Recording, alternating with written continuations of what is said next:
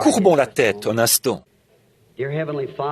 Cher Père Céleste, c'est vraiment un privilège pour nous d'être ici aujourd'hui, dans cette ville de Los Angeles, parmi ces gens, les croyants, les élus qui ont été appelés à sortir du monde, des enfants de Dieu mis à part, en cette heure glorieuse où nous vivons dans cette grande attente de l'apparition de celui qui nous aime, le Seigneur Jésus, qui peut venir à tout moment. Nous t'en remercions du fond du cœur, car nous croyons qu'il viendra dans notre génération. Nous l'attendons aujourd'hui. S'il ne vient pas aujourd'hui et que nous sommes encore ici demain, nous l'attendrons demain. Dieu bien-aimé, nous prions que cette réunion soit une réunion toute spéciale, que ce soit un moment qui fasse progresser l'Église, que cela reste dans tes annales pour l'éternité. Bénis chacun des modestes efforts que nous déployons, Père. Nous avons conscience que sans toi, nous sommes un échec total. C'est pourquoi nous avons absolument besoin de toi, Seigneur, pour pouvoir continuer. Et nous ne désirons pas cela pour notre propre gloire. Nous désirons cela pour ta gloire, car c'est là le désir de notre cœur, de voir Jésus glorifié dans son peuple. Seigneur, c'est pour affermir la foi de ceux-ci. En ce jour où le combat est si dur, que nous sommes venus pour ces réunions de réveil entre nous et pour une retraite, un rafraîchissement. Nous te prions de nous accorder toutes ces choses, car c'est au nom de Jésus que nous le demandons. Amen. Vous pouvez vous asseoir.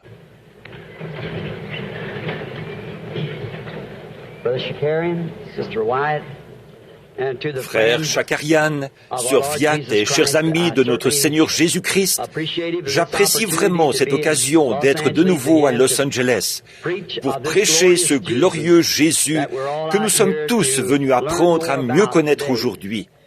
Si nos efforts...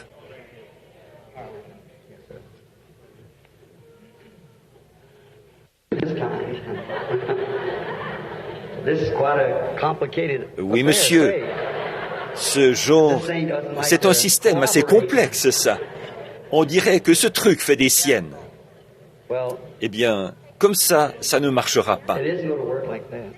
Frère Chakarian, ah, là, ça va déjà mieux. Je suis petit, j'ai une voix modeste, mais j'ai un très grand message de la part du Seigneur. Il y a beaucoup d'opposition de la part de Satan pour nous empêcher de la porter, mais nous y arriverons quand même. Nous avons confiance que cette semaine nous apportera beaucoup à tous. Pendant que j'étais assis là-bas, je repensais à toutes les fois que notre cher frère défunt, Thomas Viat, a dû parler du haut de cette même chair, un grand serviteur de Christ. Je connaissais frère Viat. Il a toujours été une grande source d'inspiration pour moi quand je le rencontrais et que je discutais avec lui. Je me rappelle quand j'étais un tout jeune prédicateur, lui, toujours, son livre qui s'appelait « Les ailes de la guérison ». J'aime bien ce titre, « Les ailes de la guérison ». Et nous sommes heureux d'être ici, dans ce temple qui était consacré pour le service de Christ. Que Dieu bénisse sa veuve et vous tous qui, bien sûr, je sais bien qu'il vous manque, à vous aussi. Son émission m'a manqué. Quand j'ai appris qu'il était parti, j'aimais bien entendre sa voix.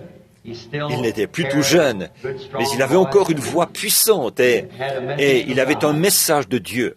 Et sa vie est encore vivante, ici, en vous, et dans les champs de mission, où il avait envoyé tous ses appareils et tout. L'Évangile continue de progresser à cause de Thomas Viat. Puis son âme reposer en paix, jusqu'au moment où nous le retrouverons dans ce glorieux pays où la mort et la vieillesse n'existent pas. Nous sommes ici pour continuer jusqu'au moment où nous aussi, nous serons rappelés, ou bien jusqu'à la grande résurrection générale, quand Jésus viendra tous nous chercher. Maintenant, je sais que vous avez une réunion ici ce soir, je pense. Il y a quelques instants, on m'a dit que vous avez une réunion ici ce soir. Donc, je vais faire aussi vite que possible. En effet, cette semaine, j'ai lundi soir, mardi soir, mercredi soir, et ainsi de suite. Alors j'ai confiance que le Seigneur va nous bénir. Nous prierons pour les malades. Nous prêcherons Christ, s'il le veut, si c'est sa volonté, dans toute la puissance de sa résurrection, comme il nous permettra de le faire. Et quoi que ce soit qui nous charge de faire, nous voulons nous en acquitter de tout notre cœur.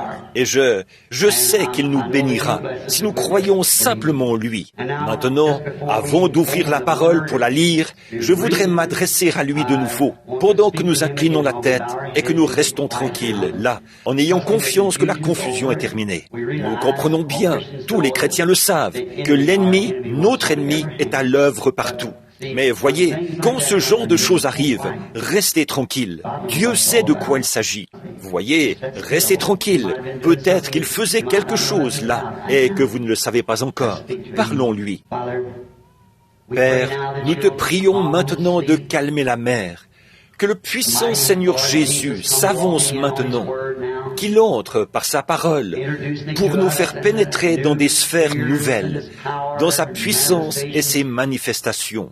Nous demandons ceci alors que nous lirons sa parole, qu'elle puisse être rendue vivante pour nos cœurs aujourd'hui, pour que nous le connaissions de la puissance de sa résurrection. Car c'est au nom de Jésus que nous le demandons. Amen. Maintenant, si vous voulez bien prendre le livre du Deutéronome, je voudrais lire un ou deux versets dans le livre du Deutéronome, au chapitre 16 du Deutéronome. Observe le mois d'Abib, ce qui signifie le mois d'avril, et célèbre la Pâque en l'honneur de l'Éternel ton Dieu, car c'est dans le mois d'Abib que l'Éternel ton Dieu t'a fait sortir d'Égypte pendant la nuit. Tu sacrifieras la Pâque à l'Éternel ton Dieu, des victimes de menu et de gros bétail, dans le lieu où l'Éternel fera résider, dans le lieu que l'Éternel choisira pour y faire résider son nom. Pendant la fête, tu ne mangeras pas de pain levé, mais tu mangeras 7 jours des pains sans levain, du pain d'affliction, car c'est avec précipitation que tu es sorti du pays d'Égypte. Tu te souviendras ainsi toute ta vie du jour où tu es sorti du pays d'Égypte. On ne verra pas chez toi de levain dans tout le territoire, tout ton territoire, pendant 7 jours, et rien de chair des victimes que tu sacrifieras le soir du premier jour ne sera gardé jusqu'au matin. Tu ne pourras pas sacrifier la Pâque dans un quelconque lieu que l'Éternel ton Dieu te donne pour demeure.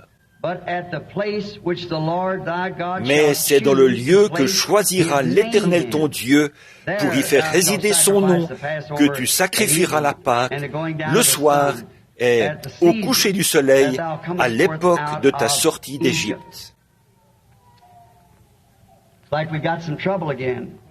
On dirait qu'il y a de nouveau un problème. Bon, je crois que ma voix peut couvrir ces cris. Oui. C'est d'un sujet très étrange que je veux vous parler pendant un moment cet après-midi. Le lieu d'adoration que Dieu a donné. Or ça, c'est inhabituel. Mais comme je l'ai déjà souvent dit, Dieu habite dans des manières inhabituelles, des endroits inhabituels. Il fait des choses inhabituelles, parce qu'il est inhabituel. Tous ceux qui croient en lui ont un comportement inhabituel.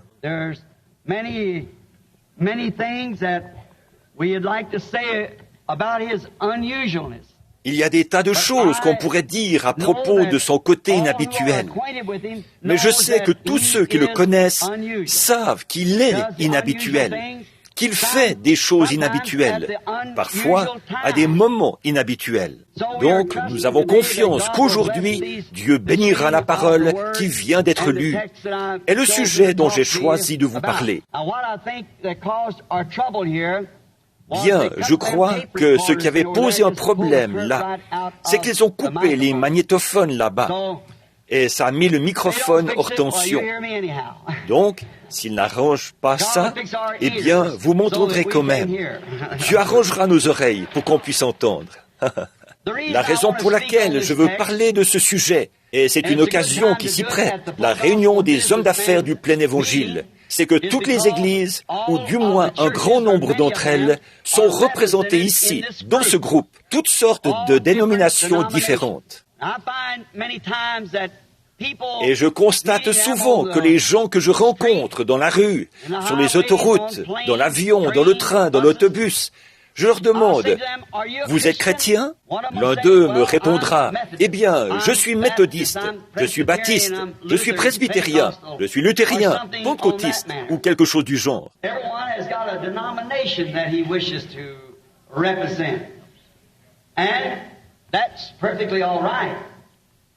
Chacun a une dénomination qu'il tient à représenter, et on a tout à fait le droit d'être représenté par une dénomination, mais l'inconvénient, c'est que chacun pense que ce groupe-là, c'est le seul groupe qui va aller au ciel, et que c'est le seul où Dieu soit représenté, ce groupe dont cette personne-là fait partie.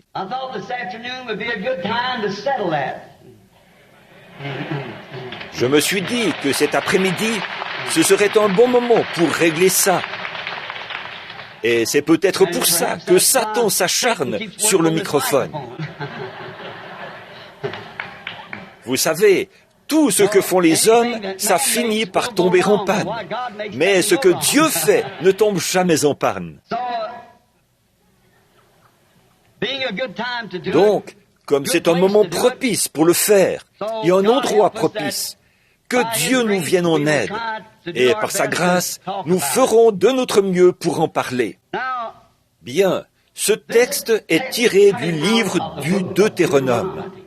Je comprends que le Deutéronome, et j'ai quelques passages bibliques et d'autres choses notées ici.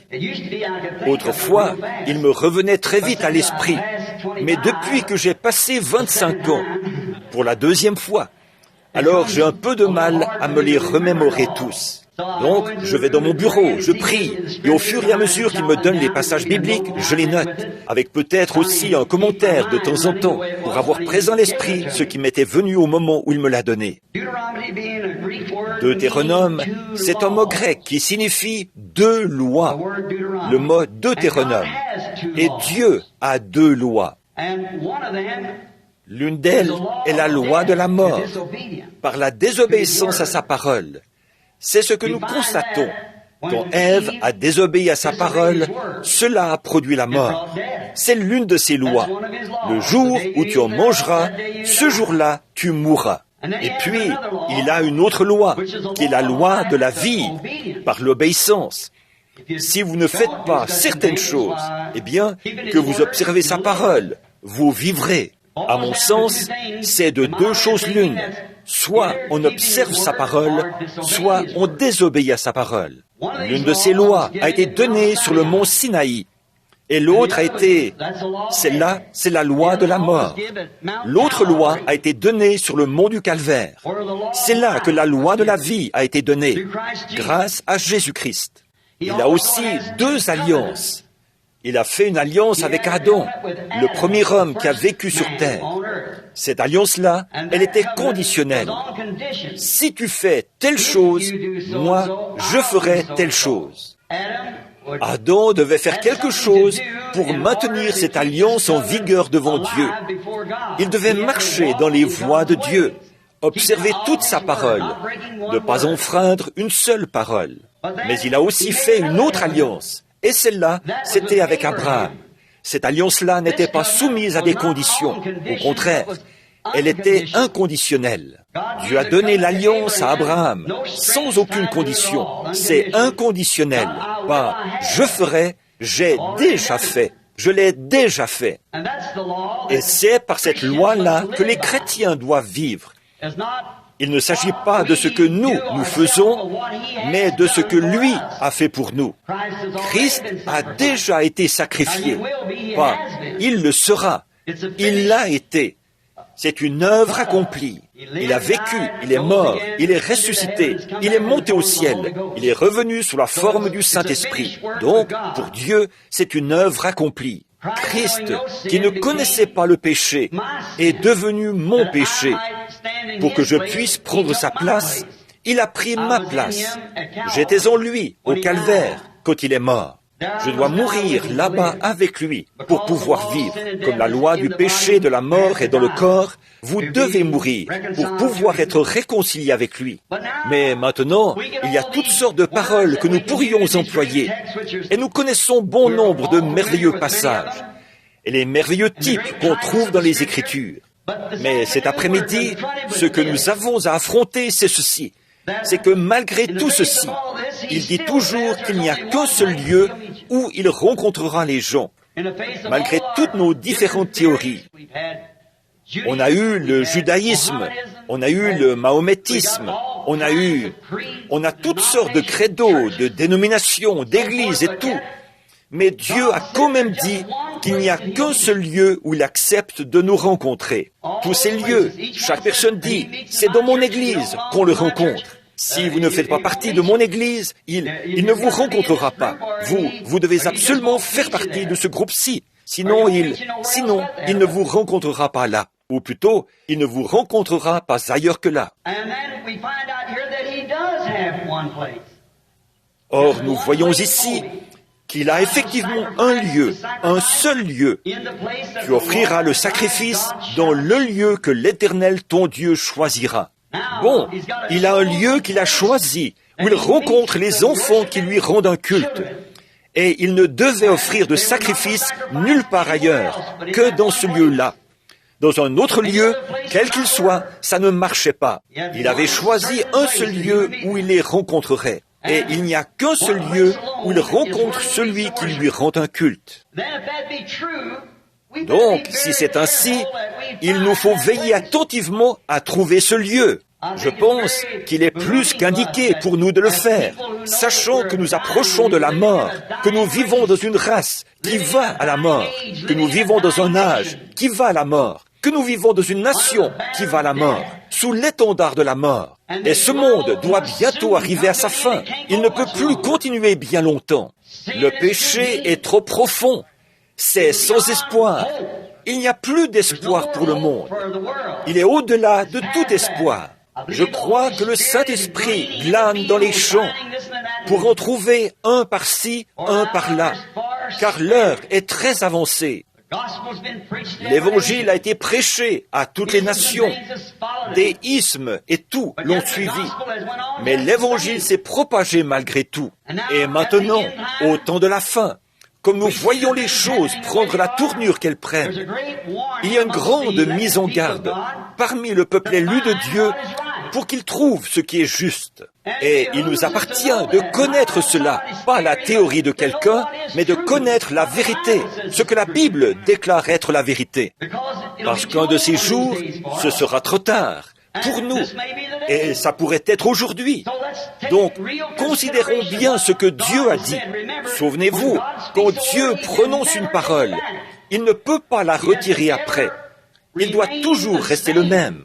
Il ne peut pas dire quelque chose pour ensuite dire « Bon, ce n'est pas vraiment ce que je voulais dire ». Voyez, il est infini. Il sait ce qui est le mieux dès le départ. Nous disons des choses que nous pensons bonnes. Et au bout d'un moment, nous revenons dessus. Mais Dieu ne peut pas faire ça et rester Dieu. Donc, puisqu'il est infini, il ne fait pas cela parce qu'il est parfait dans chacune de ses paroles. Il ne prononce pas une seule parole qui ne soit éternelle. Tous ses attributs éternels étaient avec lui au commencement. Ses pensées, ses attributs, et ils ne font que s'exprimer aujourd'hui dans le monde. Maintenant, rappelez-vous, il a un lieu qu'il a choisi, un seul lieu où il accepte de rencontrer les enfants qui croient. Aucun autre lieu ne peut faire l'affaire. Rappelez-vous, Jésus a dit, quand il était ici sur terre, en s'adressant à un groupe de gens qui étaient très religieux, très bien, très cultivés, un peuple plein de zèle pour Dieu. Mais Jésus leur a dit, c'est en vain que vous m'adorez. Ils enseignaient comme doctrine leurs traditions humaines. Rappelez-vous, comme ces gens étaient pieux, le zèle qu'ils avaient pour Dieu. Je crois que si nous comparions les gens d'aujourd'hui avec les gens de cette époque-là, pour déterminer qui était animé du plus grand zèle, nous verrions qu'eux avaient plus de zèle que nous, bien plus. Pour ce qui est d'observer les traditions, les lois et tout, ils appliquaient toutes ces choses dans leur vie. Et ils étaient pleins de zèle pour Dieu. Et ils croyaient en Dieu. Mais Jésus, Dieu fait chair parmi nous, a dit, c'est en vain que vous m'adorez. Bon, il n'a pas dit qu'il ne l'adorait pas. Il l'adorait effectivement, mais en vain. Donc, une chose qui est en vain, c'est une chose qui n'est pas, qui ne sert à rien, qui n'apporte rien. C'est une chose qu'il ne faut pas faire, parce qu'on y perd son temps, on y perd son souffle, on y gaspille ses efforts, tant qu'on ne sait pas ce qu'on fait. Certainement, si Dieu s'attend à ce que des gens soient parfaits, comme Jésus l'a dit, soyez donc parfaits comme votre Père Céleste est parfait. Il doit forcément exister quelque part un moyen de se préparer. Et il a dit, je choisirai le lieu où les gens m'adoreront. Je ne les rencontrerai en aucun autre lieu. C'est donc ce lieu-là qu'il faut. Et nous devons le chercher, trouver où c'est et y aller. Et je pense que nous devons nous y rendre au plus vite, toute affaire cessante, une fois que nous l'avons trouvé. Maintenant, rappelez-vous, Jésus l'a dit dans ce même passage de l'Écriture que je suis en train de citer. Donc, les traditions humaines sont une chose vaine. Nous ne devons pas toucher à ça. Il doit y avoir quelque part un endroit, un lieu auquel il a pourvu pour nous, où nous pouvons venir et où notre culte sera reçu.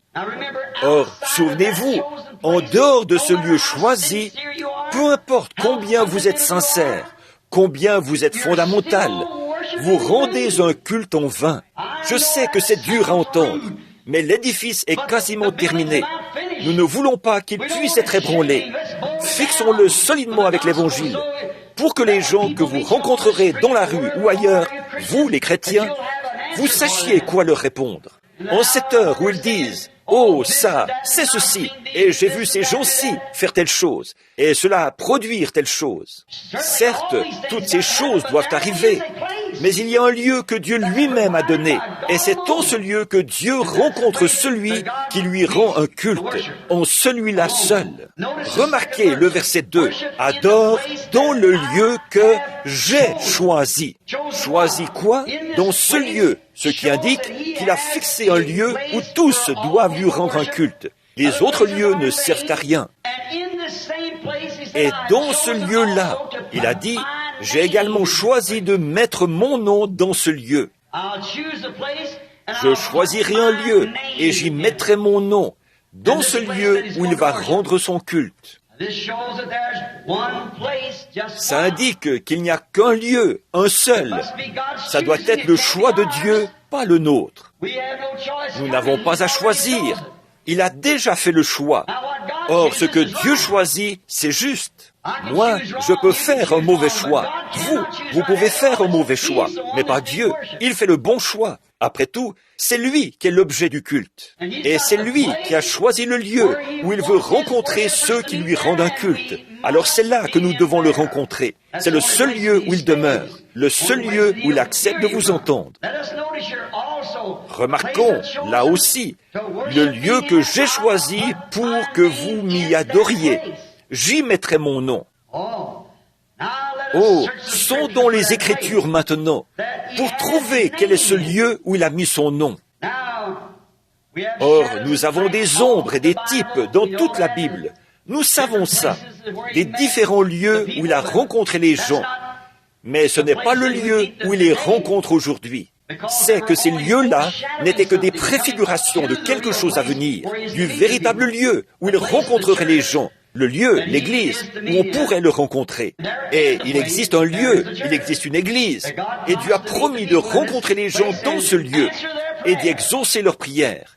Si seulement ils viennent dans ce lieu pour lui rendre un culte. Or, nous constatons que nombreux sont ceux qui prétendent avoir ce lieu, avoir le nom de Dieu dans le lieu qui est le leur. Mais vous voyez, ce sont eux qui ont mis le nom de Dieu. Il y a une grande différence entre le fait que Dieu y mette son nom et le fait que quelqu'un d'autre y mette son nom. Voyez, nous devons nous rappeler que Dieu a dit que c'est lui qui l'y mettrait. J'y ai mis mon nom. Je mettrai mon nom dans ce lieu. C'est ce lieu que je choisis, que j'ai choisi, pour que les gens y rendent leur culte. Maintenant, ceci nous amène, en considérant ces ombres du temps, nous amène à voir Christ, Tout l'Ancien Testament préfigurait Jésus. En Égypte, cette nuit-là, quand un agneau de la Pâque devait être mis à mort pour que les gens soient protégés, nous voyons que Dieu avait un seul lieu, une seule condition. Qu'on soit jeune, vieux, prêtre, homme d'église, quoi que ce soit, il fallait être dans ce lieu-là. Tous ceux qui étaient en dehors de ce lieu ont péri. Il faut être dans ce lieu-là, un lieu qu'il a donné. On pourrait passer beaucoup de temps cet après-midi à expliquer ça, et là, on ne ferait que revoir ce que nous savons déjà, c'est-à-dire que Christ était préfiguré à travers ces types. L'agneau du sacrifice qui devait être gardé, un mâle sans défaut, qui devait être immolé par les anciens et dont le sang devait être appliqué sur la porte. Tout cela préfigurait la venue de Christ. Et le lieu, c'était sous le sang versé. C'est là que Dieu rencontrait l'adorateur, quand l'ange de la mort est passé dans le pays. Je crois que nous sommes sur le point de sortir d'Égypte un de ces jours pour aller dans ce pays promis. Il est temps pour nous d'entrer dans le lieu qu'il faut et d'arrêter ces histoires. Je suis presbytérien, je suis méthodiste, je suis baptiste, je suis ceci, je suis cela ou autre chose. Sortez de là et trouvez où est ce lieu, parce que la mort est partout, sauf dans le lieu qu'il a choisi. La mort frappera, aussi sûr que 2 et 2 font 4, si nous ne sommes pas dans le lieu qu'il a choisi. Mais à l'endroit qu'il a choisi, la mort ne peut pas venir. Si vous remarquez, avec cet agneau du sacrifice, la mort était déjà passée là. La mort avait déjà atteint ce lieu, parce que l'agneau était mort. La mort était déjà passée. Donc, là où la mort était passée, Dieu a promis que ce serait là le lieu de son choix. Donc, en le considérant lui, nous voyons maintenant ce qu'était l'agneau du sacrifice. Quel était le lieu où se trouvait la vie à l'époque? Là, à mon sens, ça renverse tous les arguments. En considérant Christ étant lui l'agneau du sacrifice, alors ça renverse toutes les dénominations, tous les credos, tous les dogmes, toutes les attitudes ecclésiastiques. Ça renverse tout ça. C'est vrai, car ici, nous voyons Christ en perspective, car il est la parole de Dieu pure et sans mélange. Dans Jean 1, il est dit, « Au commencement était la parole, et la parole était avec Dieu, et la parole était Dieu, et la parole a été faite chair, et elle a habité parmi nous. » Donc, il est la parole de Dieu, sans mélange, faite chair, manifestée. En considérant ceci, nous ne pouvons pas l'appliquer à aucune des églises dans le monde aujourd'hui, à aucune dénomination. Nous ne pouvons l'appliquer à aucun lieu du genre, parce que ça ne s'applique pas. Nous, on met le nom de Christ sur un édifice, on les appelle des églises de Christ, ceci, cela ou autre chose. Mais ce n'est pas vrai pour autant, ça ne l'est pas, pas du tout. Mais quand Dieu met son nom dans quelque chose, là, c'est réglé. Maintenant, il n'y a rien dans la Bible qui soit un type de nos organisations modernes, à part Babylone. C'est le seul type biblique de notre organisation moderne, des religions organisées, parce que cela a été fondé par Nimrod, une unité forcée entre les gens religieux. Et c'est ce que font les credos et nos dénominations aujourd'hui, forcer l'unité. Vous en faites partie ou vous êtes exclus. Et nous en arrivons maintenant, d'après ce que nous voyons, à ce que tout le monde soit forcé à entrer dans une grande unité globale. Mais c'est une démarche artificielle, humaine, et ça ne peut pas tenir. Ce n'est pas la volonté de Dieu, ce n'est pas le programme de Dieu. Les gens auront beau dire que ça l'est, ça ne l'est pas, ça ne peut pas l'être. C'est impossible que ça le soit. Dieu ne mettrait pas son nom dans une chose pareille. une chose qui nie sa parole. Comment Dieu pourrait-il vivre dans quelque chose qui nie sa propre parole? Il ne peut pas faire ça. Donc, nous constatons que ça ne s'applique à aucune église, méthodiste, baptiste, presbytérienne, pentecôtiste, catholique, orthodoxe grecque ou quoi que ce soit. Ce n'est toujours pas le lieu d'adoration de Dieu. Alors, laissez Dieu, qui a fait cette promesse, venir prouver qu'elle est vraie. Voilà comment il faut faire. S'il est toujours Dieu, il est toujours Dieu. S'il a déjà été Dieu, il est encore Dieu. Et maintenant, nous voyons cette religion forcée se dessiner clairement, maintenant, pour rassembler tous les petits groupes dans une grande unité, comme ils l'appellent. Certains d'entre eux croient ceci, d'autres croient cela, et certains nient ceci, d'autres nient cela. La Bible dit, comment deux hommes peuvent-ils marcher ensemble s'ils ne sont pas d'accord? Ça ne fonctionnera jamais.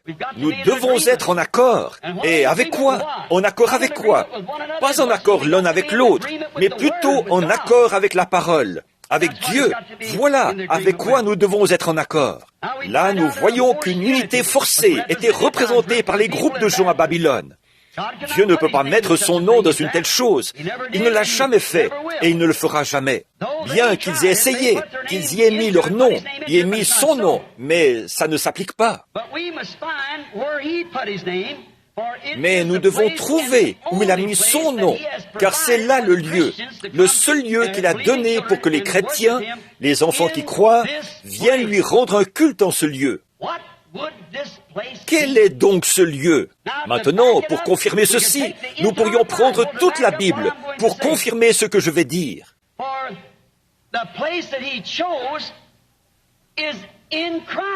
Car le lieu qu'il a choisi, c'est en Christ, en Jésus-Christ.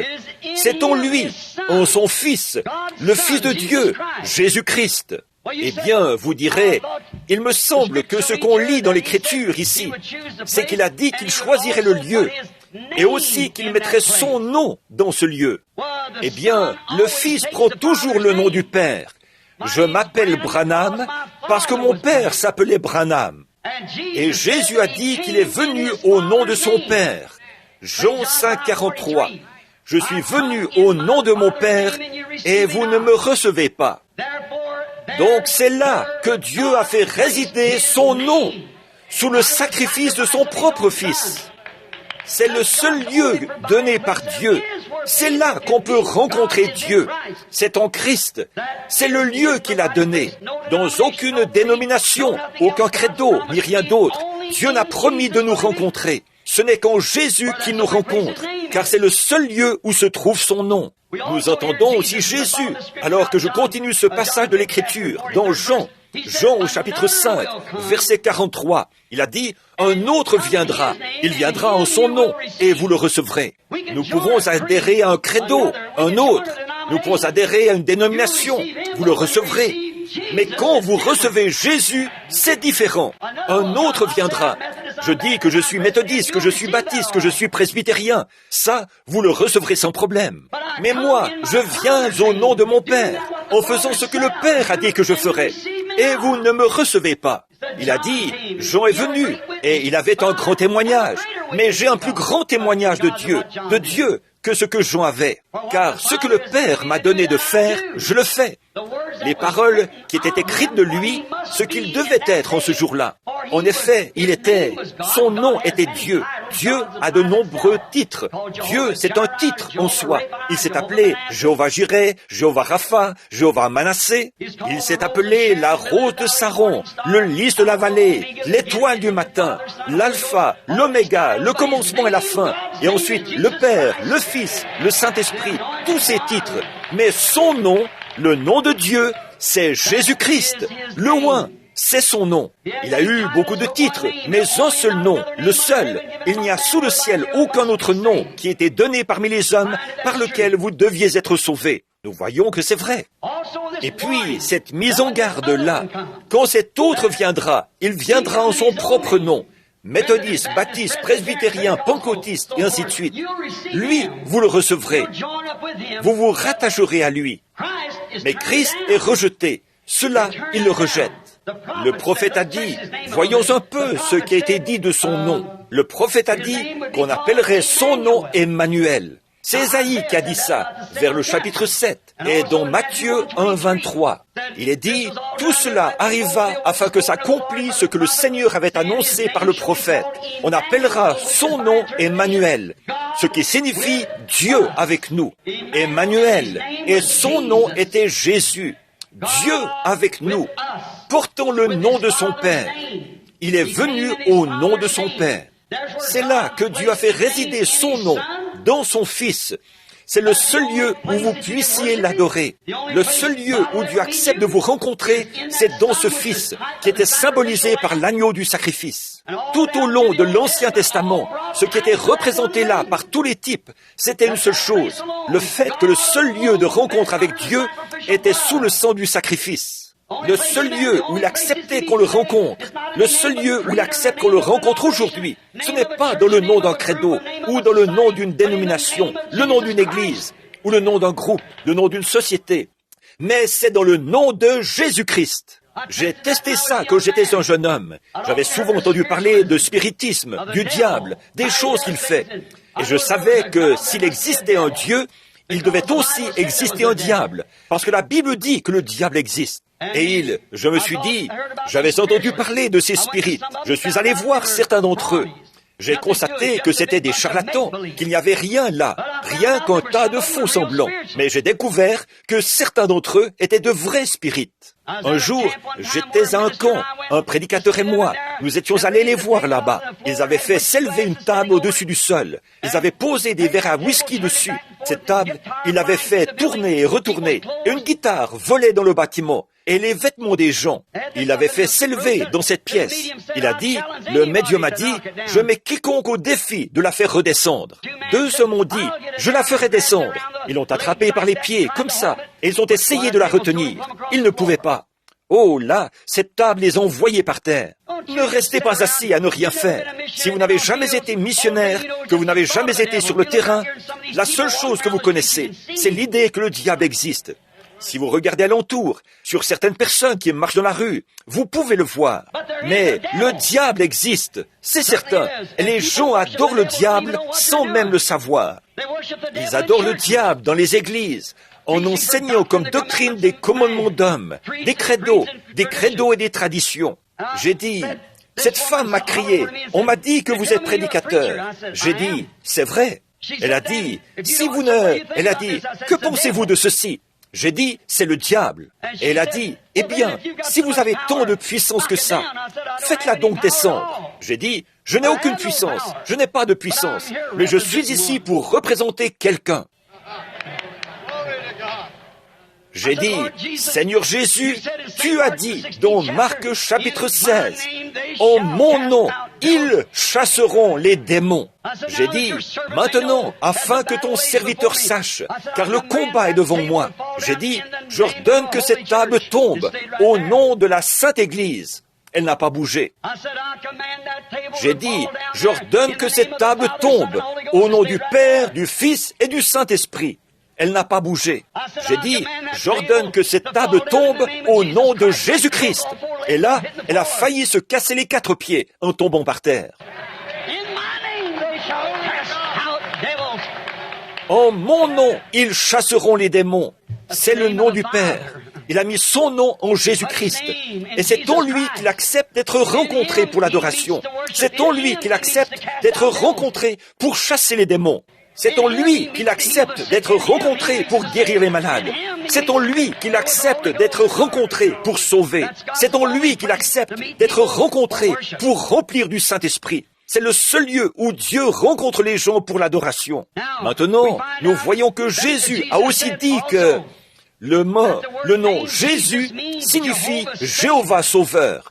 Jéhovah le Sauveur. Rappelez-vous, tu n'adoreras l'Éternel, quoi? Au verset 5, tu n'adoreras l'Éternel dans aucune des portes que l'Éternel Dieu te donne. Dans aucune de ces portes, tu ne l'adoreras. C'est ce que Dieu a dit, ici, au verset 5 de Deutéronome 16. Tu ne l'adoreras dans aucune des portes que l'Éternel Dieu te donne. Il vous a donné ces choses comme tentation. Nous étudierons ça cette semaine, si le Seigneur le veut. Nous verrons si Dieu retire ce qu'il a dit ou non. Remarquez, il vous a donné ces portes, mais n'adorez l'Éternel dans aucune de ces portes, car l'Éternel, votre Dieu, ne vous rencontrera pas là. Mais l'Éternel Dieu a choisi la porte. C'est lui qui a choisi la porte. Jésus a dit, dans Jean chapitre 10, « Je suis la porte de la bergerie. Je suis cette porte. Il est Jéhovah Sauveur. » Là, nous pourrions passer des heures à expliquer ça. Mais je suis certain que vous le comprenez par votre action, parce que vous réagissez bien à la vérité et à la parole. Donc, nous ne continuerons pas plus loin. Vous pouvez l'appliquer à ce que vous voulez. Où que vous vous retrouviez, si c'est la vérité, ça concordera parfaitement avec le reste de la parole. Vous ne pouvez pas faire dire une chose à la Bible à un endroit et autre chose à un autre endroit, qui serait contraire à ce qu'il a dit auparavant. Ça doit être la même chose tout le temps. Je laisse de côté un tas de passages bibliques à ce sujet, parce que je vois qu'il se fait tard. Et notre sœur et les gens, ils ont une réunion ici ce soir, et nous voulons prier pour les malades. Là, il faut voir Billy, s'ils ont des cartes de prière. Pas de réunion. Bien, d'accord.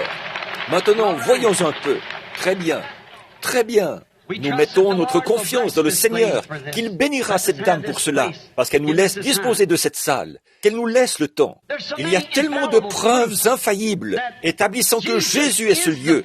Il est la porte, il est le nom, et la seule voie donnée par Dieu, permettant à l'homme de le rencontrer pour l'adoration. Il est la voie, la vérité, la vie, l'entrée, la porte, l'alpha, l'oméga, le commencement et la fin, la rose de Saron, le lys de la vallée, l'étoile du matin, l'alpha, l'oméga, il est tout cela réuni.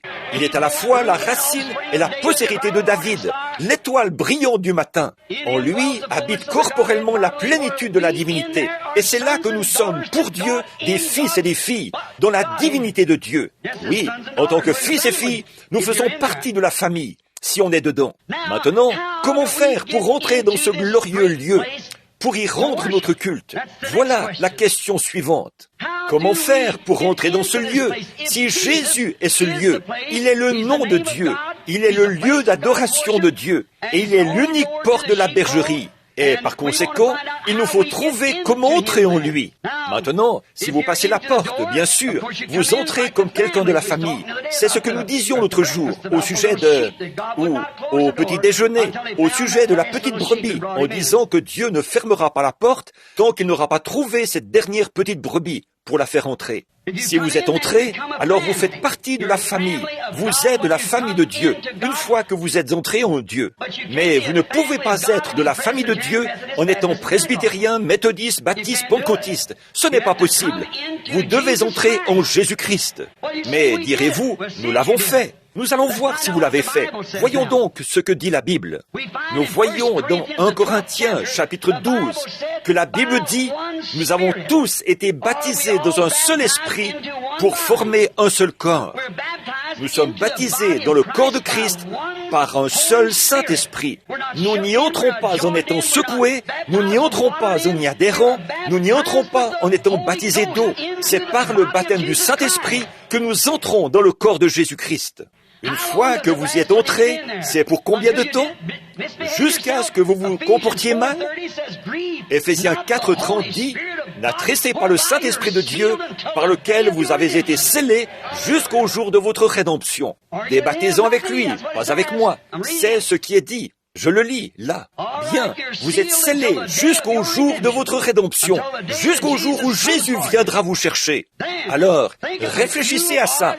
Alors, vous n'êtes plus vous-même. Vous êtes une nouvelle créature. Ou, en grec, ici, ça veut dire une nouvelle création.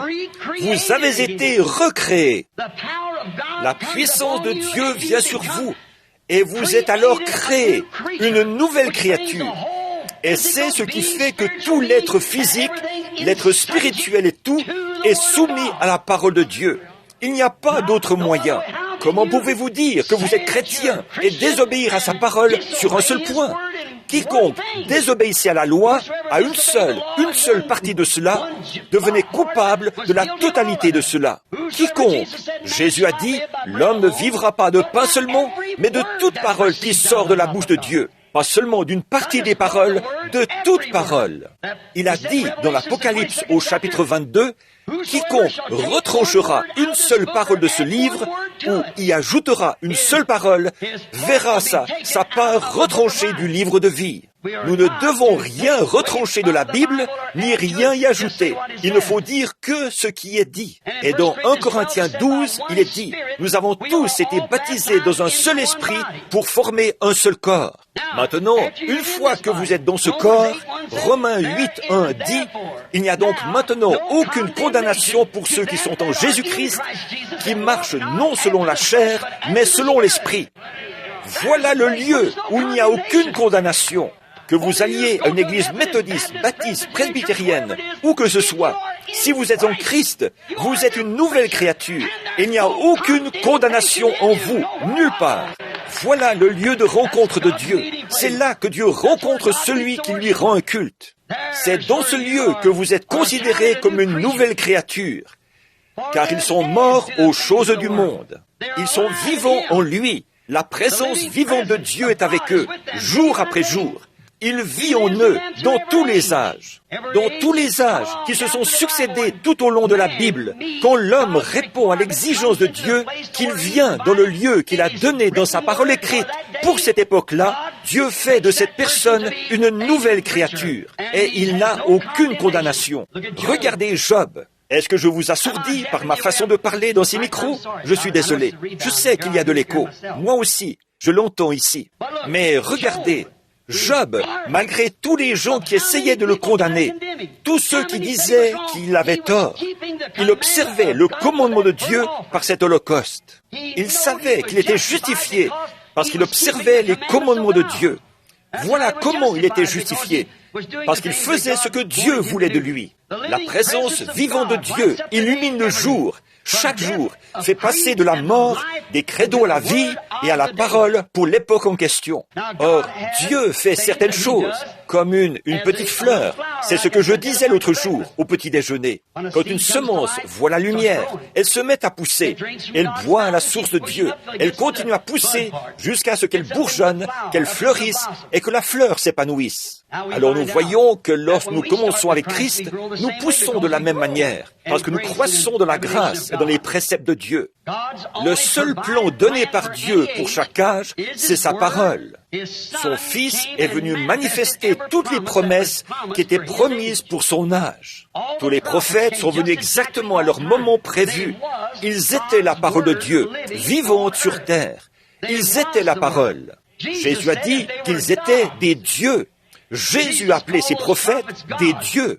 Un homme est venu me voir pendant la dernière série de réunions que j'ai faites. Et il m'a dit, « Vous faites un piètre théologien. » Je lui ai dit, « Je n'ai pas la prétention d'être théologien. » J'ai dit, « La parole ne vient pas aux théologiens. Ce qui vient à eux, c'est la théologie.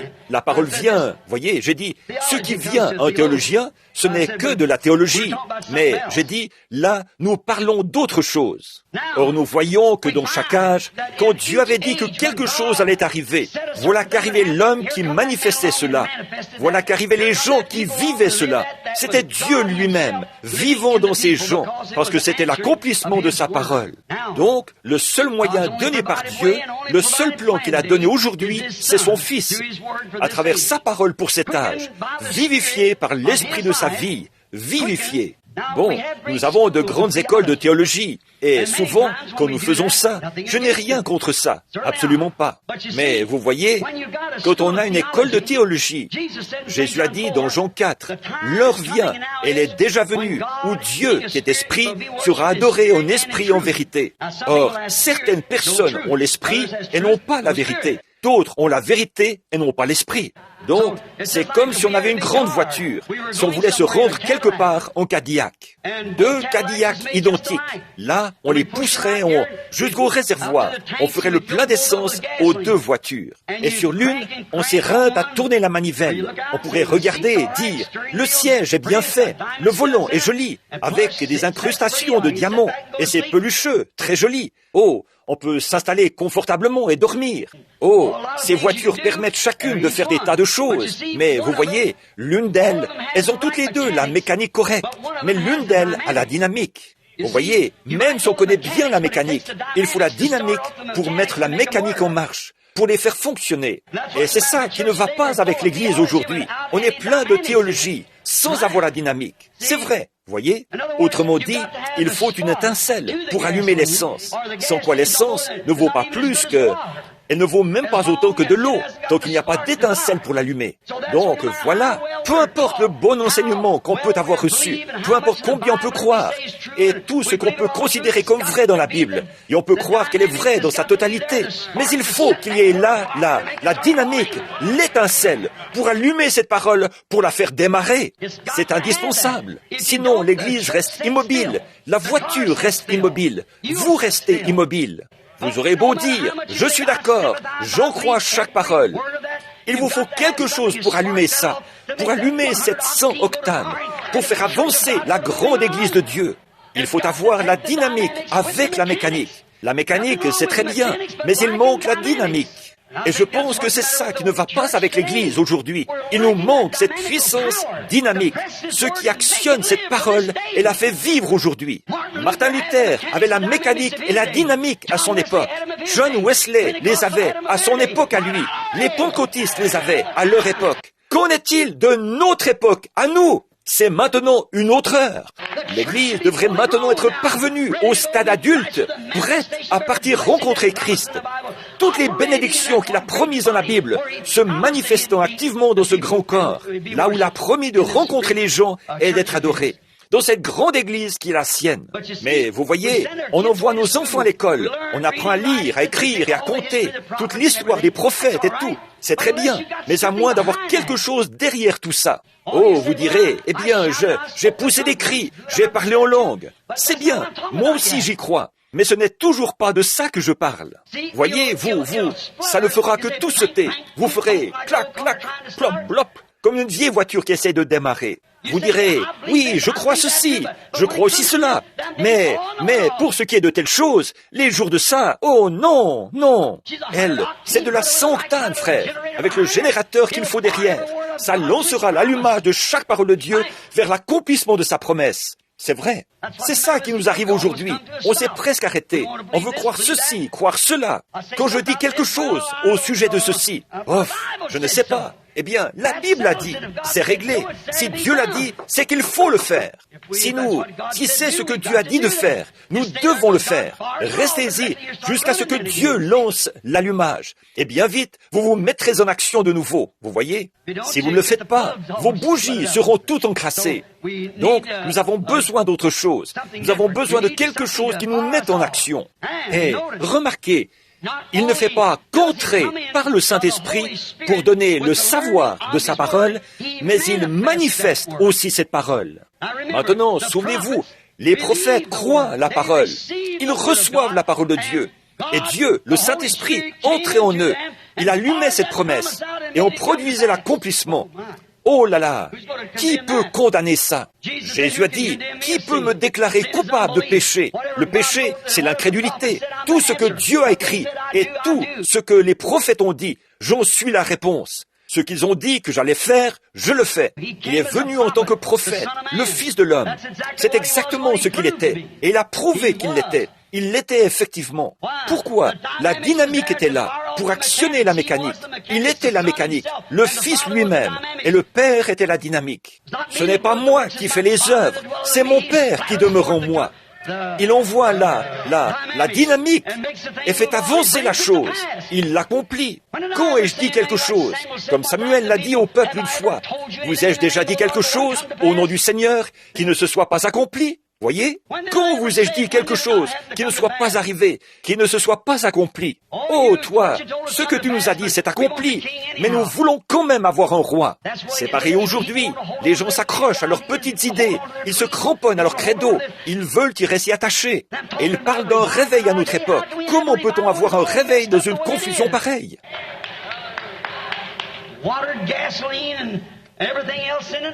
De l'essence coupée d'eau et d'un tas de choses, toutes sortes de détergents et de choses modernes qu'on y a mélangées.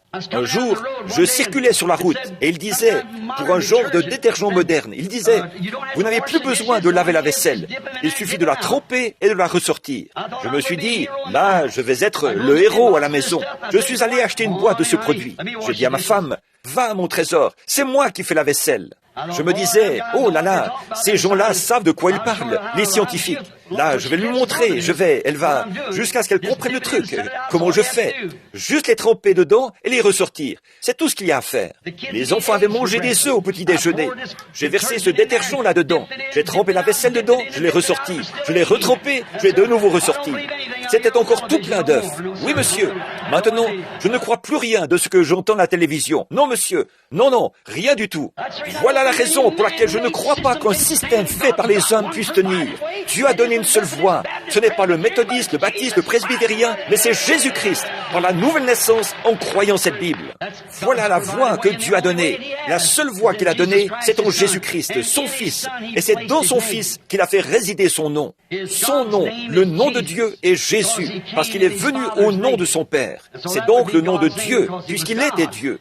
Maintenant, remarquez que cette glorieuse puissance agissante de Dieu entre dans un Fils de Dieu. Elle le vivifie. L'esprit de vie entre en lui. Et alors, qu'est-ce qu'elle fait? Elle est fait asseoir dans les lieux célestes, à l'instant même. Pas, ils le seront, nous le sommes maintenant. Maintenant, nous sommes déjà ressuscités. La dynamique et la mécanique se sont mises en action. Nous ont vivifiés et nous sommes vivifiés, élevés dans la présence de Dieu, là où se trouve son esprit. Et maintenant, nous sommes assis ensemble dans les lieux célestes en Jésus-Christ. En Jésus-Christ, assis là, ce grand trône déjà mis en action, ressuscité des morts. Nous en faisons partie. Si vous faites partie de l'épouse, vous y êtes, parce que l'épouse est une partie de l'époux, vous savez. Donc, nous voyons que c'est la même chose. Elle fera exactement ce qui a été prédit qu'elle ferait aujourd'hui. Elle ne sera pas de Laodicée, ça non, absolument pas tiède. Au contraire, elle brûlera d'ardeur pour Dieu. Elle avancera dans l'Esprit de Dieu. Alors, maintenant, nous voulons voir ce qu'il en est. Maintenant, nous, là, au moment même, au moment où ceci descend sur nous, alors que nous étions autrefois morts par notre péché et par notre offense, ou plutôt par nos offenses, nous avons été vivifiés ensemble dans sa parole pour cet âge-ci. Remontons un peu à une époque très reculée pour considérer quelqu'un qui a été vivifié par cette parole, avant de passer au service de prière pour les malades. Prenons quelques personnages pour observer leurs caractéristiques. Prenons un homme là qui observait toute la parole de Dieu dans l'Ancien Testament. Il s'appelait Enoch. Il a été tellement vivifié par la parole de Dieu qu'il a reçu le témoignage qu'il était agréable à Dieu. Il n'y avait pas une seule chose que Dieu ait ordonnée à Enoch et qu'il n'ait pas accomplie.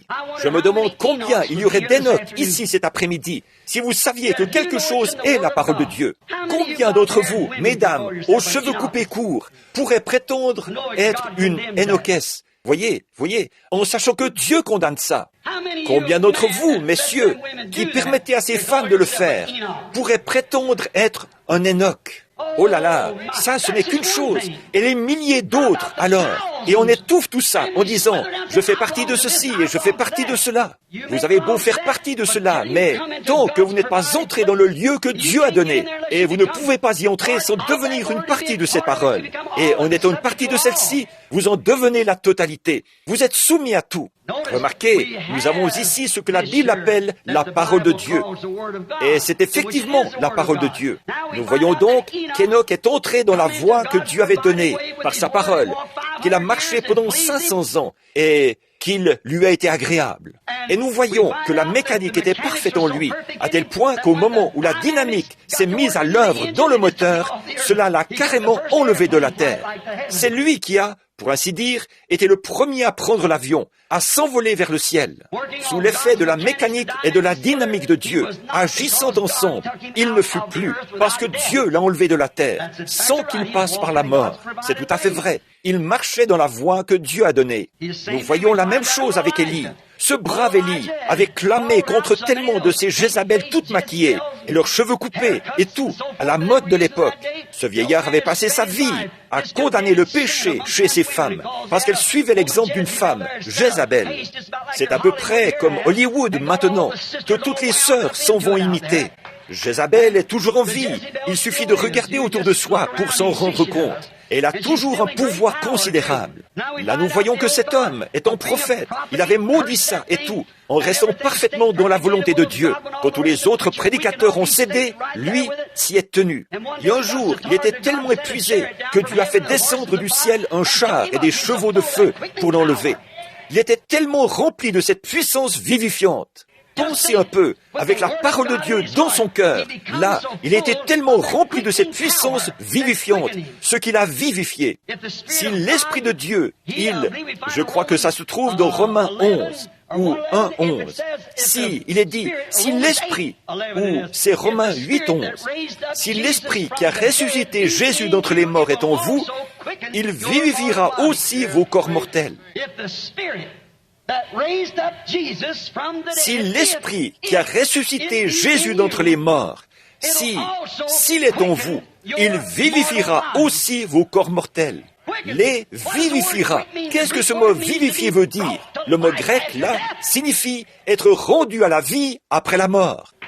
Alléluia! Voilà la porte pour l'adoration. Adorer en esprit et en vérité, la mécanique et la dynamique ensemble. Vous voyez ce que je veux dire? Si l'Esprit qui a ressuscité Jésus d'entre les morts habite en vous, il vivifiera, rendra la vie à vos corps mortels, car il est déjà la vie. Et quand il entre dans votre corps, il soumet votre corps tout entier à lui. Il le soumet à quoi? À la parole de Dieu. S'il est en vous. Par contre, si c'est quelque chose en vous qui vous dit, eh bien ça, c'était pour une époque révolue. Et Marc 16, ce n'est pas vrai.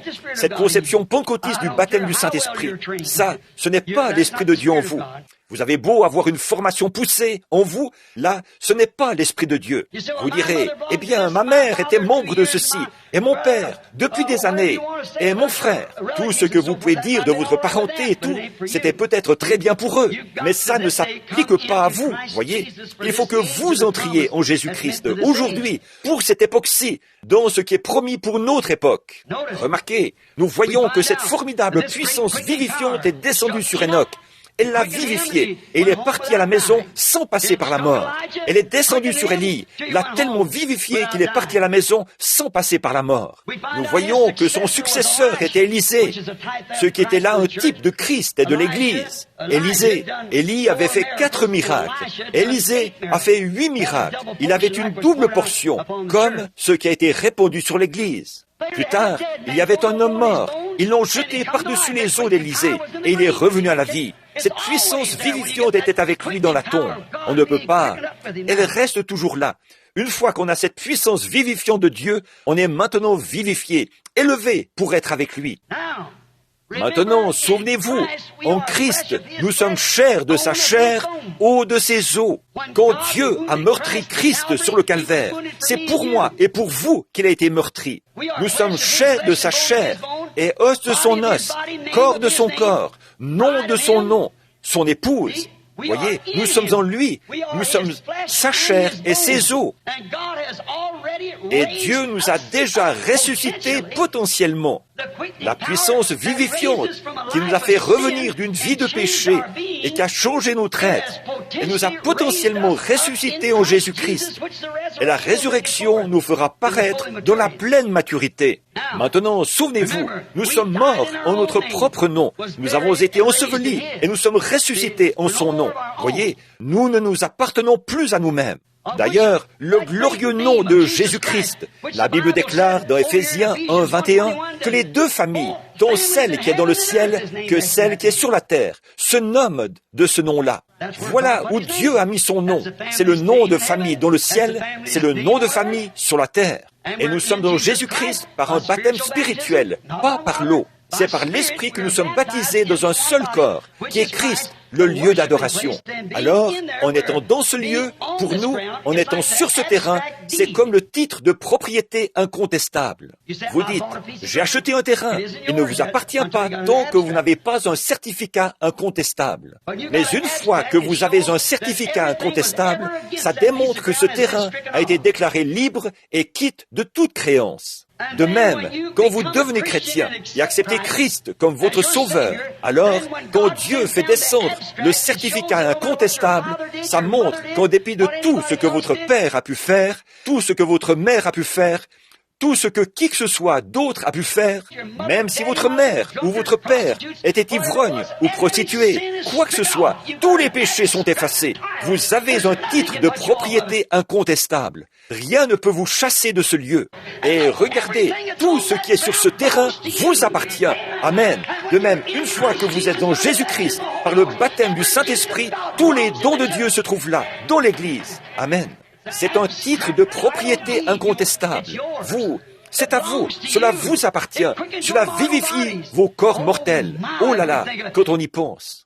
Considérons un peu ces fidèles du jour de la Pentecôte. Ils étaient tous là-haut, dans la chambre haute, et ils avaient très peur. Ils avaient bien le titre de propriété, mais ils avaient peur. Tout à coup, il vint du ciel un bruit. Le certificat incontestable leur a été envoyé, comme celui d'un vent impétueux, qui remplit toute la maison où ils étaient assis. Et cela les a vivifiés au point que toute la lâcheté l'un d'eux avait tellement peur, qu'il a même nié qu'il n'était pas pharisien ou qu'il n'était pas sadducéen.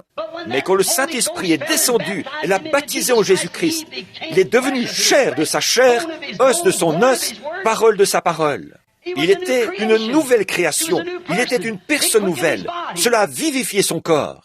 Regardez l'effet qu'il a produit, l'effet qu'il produit sur vous quand il entre. Il ne vous fait pas aller dire « Je suis méthodiste, je suis baptiste. Oh, je sais bien que je ne devrais pas fumer, je ne devrais pas avoir ceci, je ne devrais pas porter ce genre de vêtements, je ne devrais pas faire ceci, je ne devrais pas faire cela. » Il vous vivifie au point que vous ne pouvez pas faire autrement. Il vivifie vos corps mortels. Regardez, il a vivifié leur corps. Et alors, ils se sont élevés tellement près du ciel qu'il a vivifié leur corps pour leur faire parler une langue qu'ils n'avaient jamais connue auparavant. Il a vivifié leur corps. Ils ont parlé une nouvelle langue céleste. Ils sont entrés dans la présence de Dieu en étant vivifiés par le baptême du Saint-Esprit. La puissance vivifiante de Dieu les a baptisés dedans. Ils étaient alors dans le lieu d'adoration. Ils se trouvaient là où ils pouvaient adorer. Plus jamais le Sanhédrin ni rien d'autre ne pourrait les entraver parce qu'ils avaient été vivifiés. Ils étaient de nouvelles personnes. Ça, c'est après qu'ils avaient été baptisés. Regardez le brave Étienne. Il est entré dans la voie que Dieu a donnée. Il a été vivifié par la puissance de Dieu. Il est entré par la porte, la voie que Dieu a donnée. Et même quand ils ont voulu le tuer, le faire mourir par lapidation, il a dit, « Je vois les cieux ouverts et Jésus debout à la droite de Dieu. » Voilà la puissance vivifiante. Il a été vivifié au point d'aller jusque dans le sein de Dieu. Il y avait Philippe qui était rempli de la puissance vivifiante. Lui aussi, nous le voyons là-bas, à Samarie, en train de faire de glorieuses réunions de réveil. Cette merveilleuse puissance vivifiante, une fois qu'il était en Christ, est venu à un endroit où des milliers de personnes l'écoutaient. Et il lui a dit, « Pars d'ici maintenant, Philippe, je veux que tu ailles dans le désert, à Gaza. Là, il y a là-bas un homme que je veux que tu rencontres. » Et il n'a pas fait la moindre objection, aucune objection. Il était rempli de cette puissance vivifiante. Il était en Christ, il était dans ce lieu donné par Dieu. Là où Dieu pouvait lui parler. Dieu lui avait parlé, pas la moindre objection. Vous direz, eh bien, il m'a parlé, il m'a dit que j'allais être guéri. Mais là, je ne sais pas, je me sens terriblement mal aujourd'hui. Oh là là. Eh bien, il m'a dit que j'ai le Saint-Esprit, mais parfois j'en doute vraiment. Philippe connaissait parfaitement la voix de Dieu, car il était venu par le moyen que Dieu a donné. Il n'a pas fait d'objection à Dieu en disant « Oh Dieu, mais j'ai tellement de gens ici, il faut que je reste, il faut que je voie ça avec le surveillant général avant, il faut que j'aille parler à l'évêque. » Rien de tout cela. Il a obéi à Dieu. Il est tout de suite parti dans le désert. Il a trouvé un homme, un eunuque, un Éthiopien, un homme de couleur, qui passait là, en train de lire un passage de l'écriture d'Ésaïe, et lui a dit « Comprends-tu ce que tu lis ?» Il lui a répondu « Comment le pourrais-je si quelqu'un ne m'enseigne ?» Philippe est monté sur le char et s'est mis à lui parler du Seigneur. Il a dit « Voici de l'eau. Qu'est-ce qui empêche que je sois baptisé ?» Il lui a dit « Si tu crois de tout ton cœur, de toute ton âme et de toute ta pensée, toute ta force. » Ils sont descendus du char et il l'a baptisé. Et Philippe était tellement rempli de cette puissance vivifiante qu'il l'a enlevé. Et l'eunuque ne le vit plus. Pensez un peu.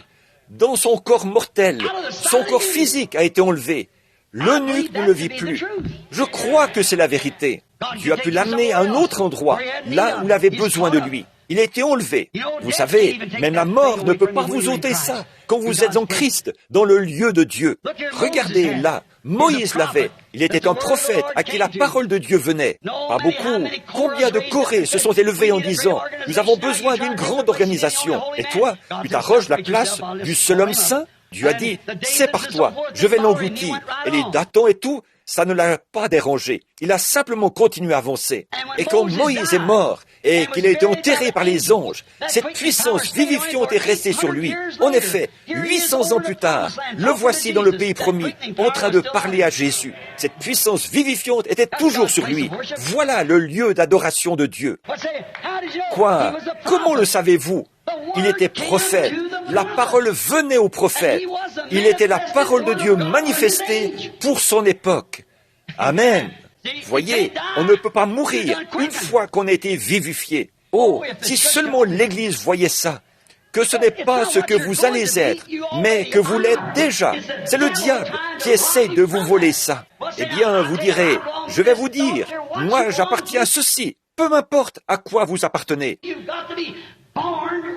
Vous devez être né, régénéré, baptisé en Jésus-Christ par le Saint-Esprit, vivifié à chaque parole. Votre esprit, en vous, ponctuera chaque parole de la Bible d'un Amen.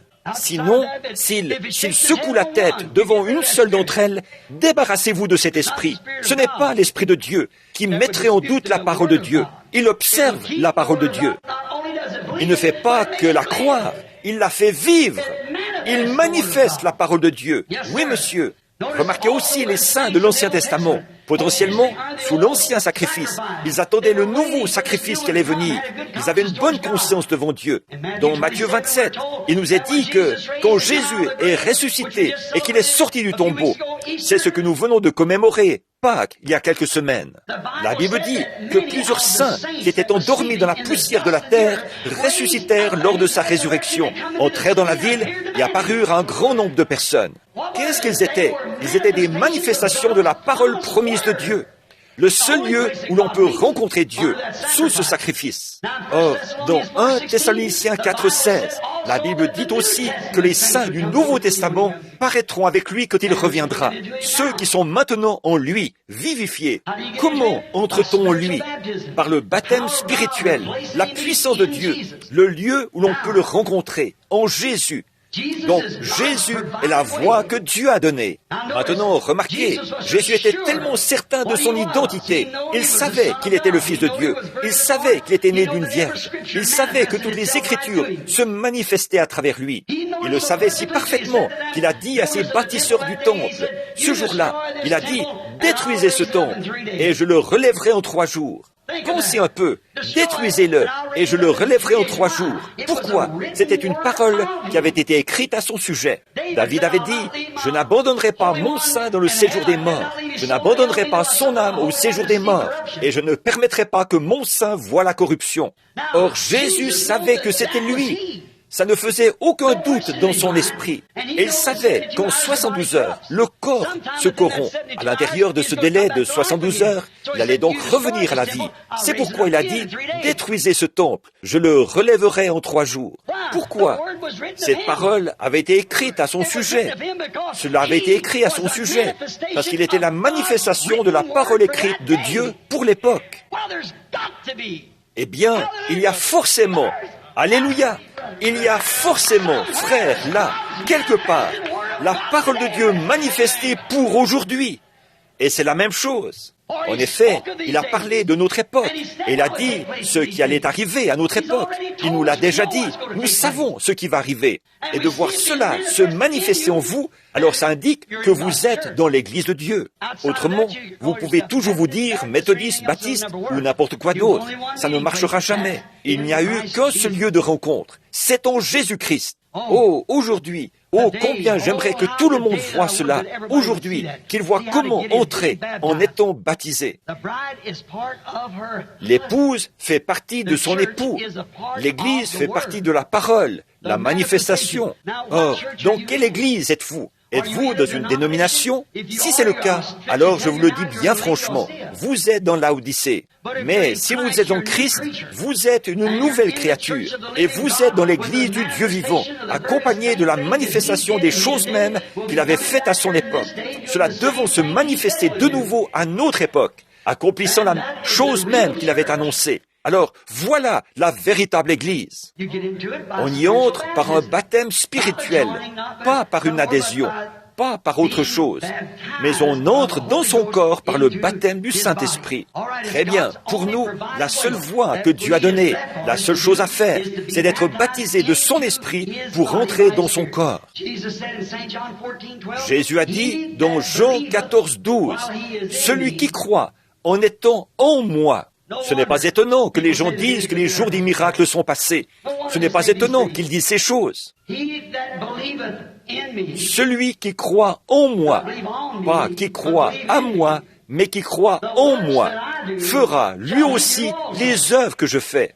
Pourquoi? C'est sa vie, c'est sa dynamique, dans sa mécanique, qui est en vous. C'est ce qui lance l'allumage, qui met en action l'accomplissement des œuvres promises.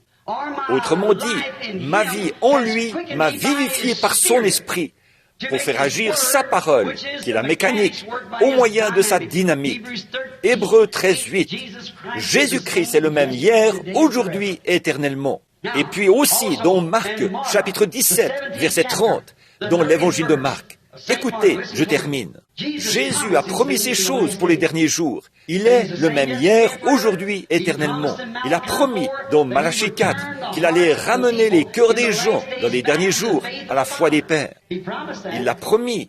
Il a promis dans de nombreux passages de la Bible les choses qu'il allait faire. Encore un peu de temps et le monde ne me verra plus, mais vous me verrez. Je serai avec vous, en vous, tous les jours, jusqu'à la fin du monde. Et remarquez aussi dans l'évangile de Luc 17:30 ce qui arriva au jour de Sodome. Vous savez ce qui s'est passé à Sodome? Regardez la Californie. Pas seulement la Californie, les États-Unis. Pas seulement les États-Unis, mais le monde. Regardez la folie des adolescents. Eh bien, il y a eu, je vous l'ai dit l'autre jour, ils avaient fait une enquête là-bas dans les écoles de l'Arizona où j'habite. Et 80% des enfants scolarisés sont mentalement retardés. Et leurs enfants à eux, qu'est-ce qu'ils seront? Il ne peut plus y avoir une autre génération. Nous sommes à la fin. Jésus a dit que ces choses allaient arriver. Regardez, toutes ces télévisions et tout, toute cette fiction qui se met en place.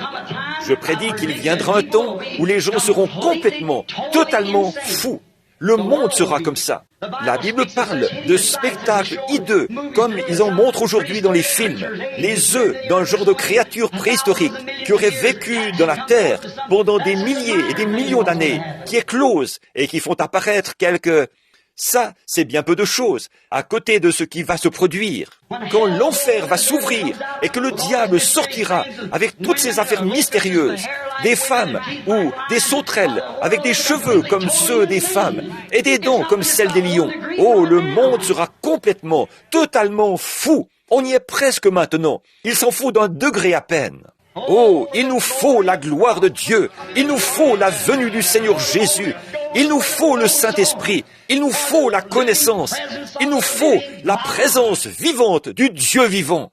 Jésus a dit, dans l'évangile de Marc, ici, il a dit, en ce jour-là, le Fils de l'homme sera révélé.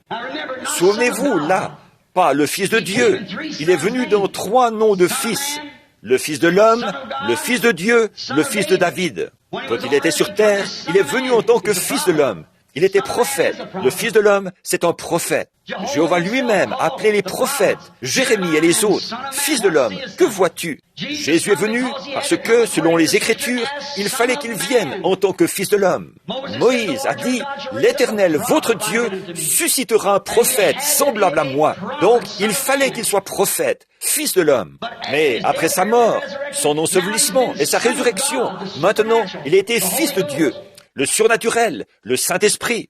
Mais il a promis que, juste avant la venue du temps de la fin, le monde deviendra semblable à ce qu'il était à Sodome. Quand un homme est descendu sous forme humaine, ils étaient 3, 2 anges et Dieu lui-même. C'était Dieu, la Bible dit.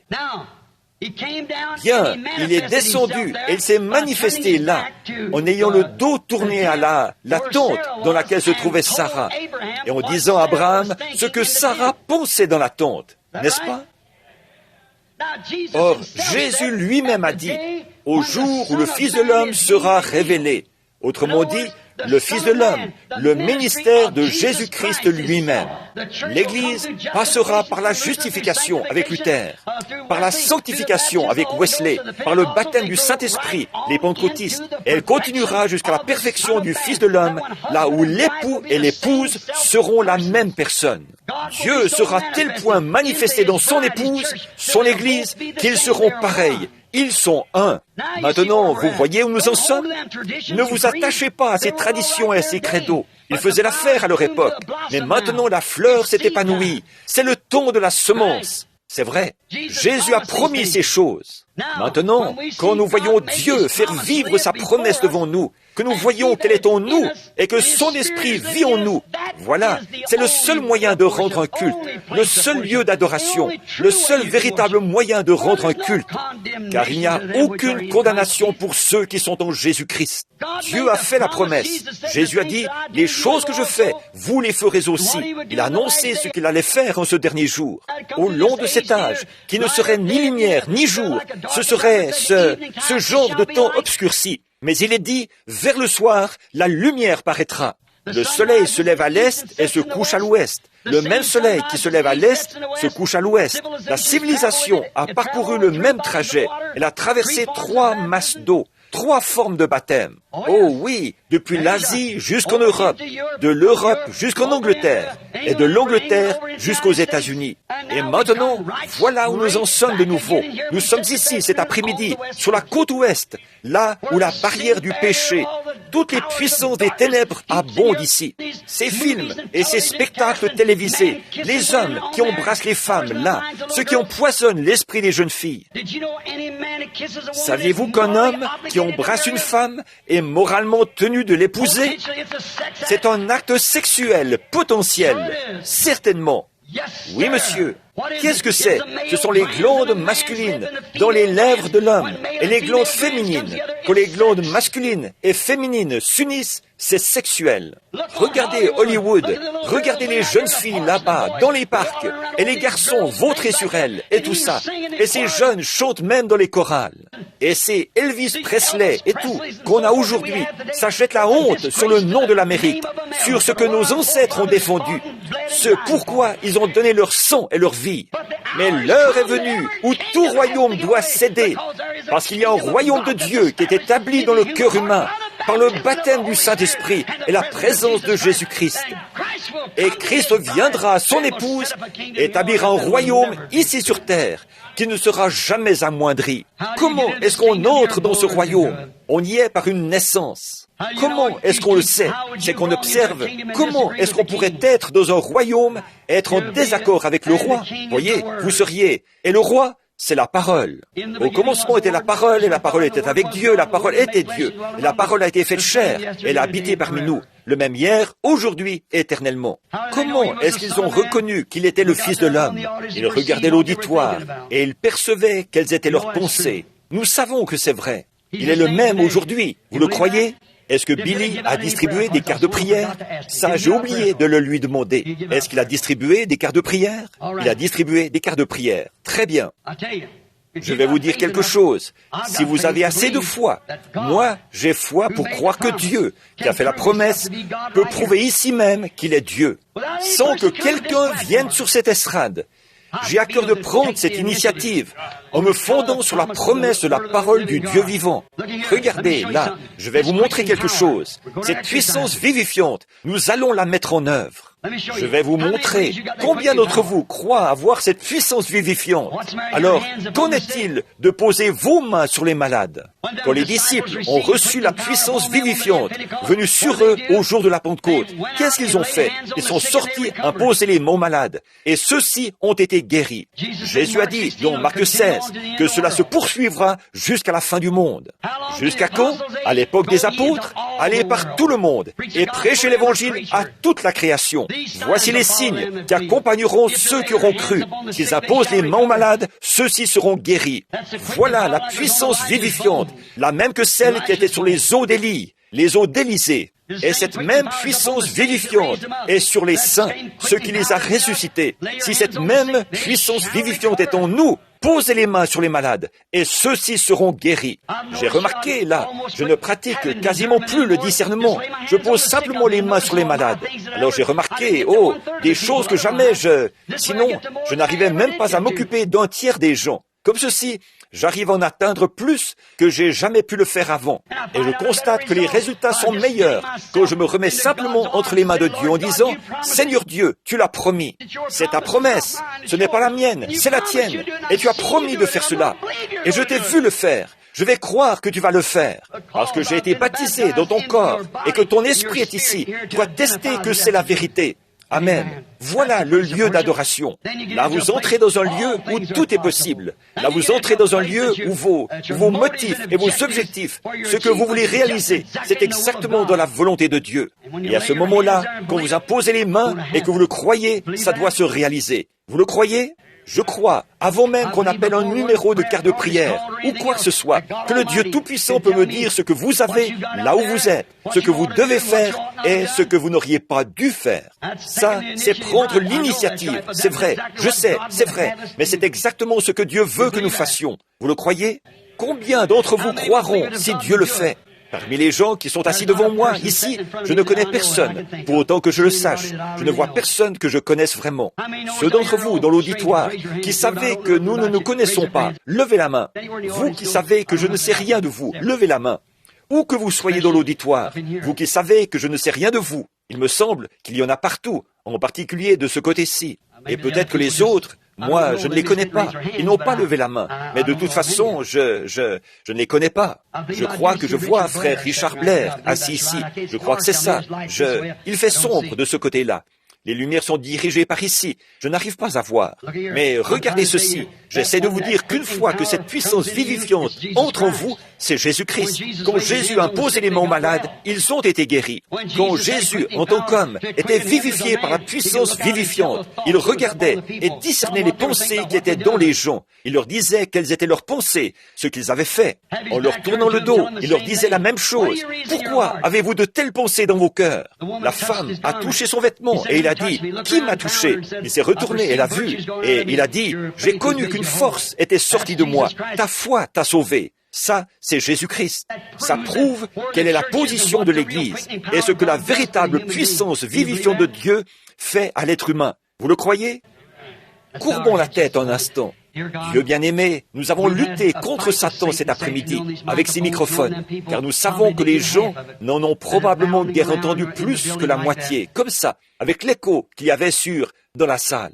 Mais, ô Dieu, je prie que le Saint-Esprit tienne compte de ce qui devait être apporté, Seigneur, pour montrer aux gens que nous ne sommes pas un groupe mort qui se traîne avec une espérance incertaine. Oh Dieu, nous sommes vivants maintenant, vivifiés par la puissance de la résurrection du Christ. Jésus-Christ vit en nous, nous le croyons, Seigneur. Nous ne prétendons à aucune gloire pour nous-mêmes, comme sur la montagne de la transfiguration, où chacun de nous était représenté. Moïse était là, celui qui est mort et est ressuscité.